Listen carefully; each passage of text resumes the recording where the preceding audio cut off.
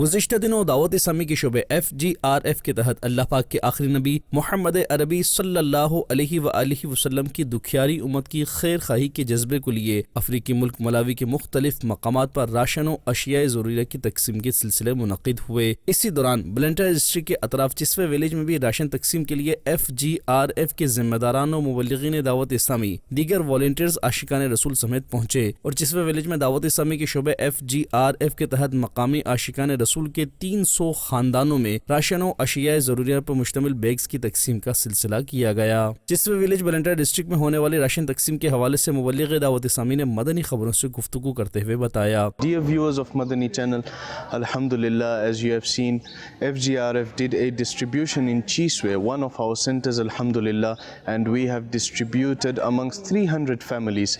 This is your Dawat Islami. This is what your Dawat Islami is doing, Alhamdulillah. May Allah Azza wa Jal bless all those that came forward and participated in this noble cause.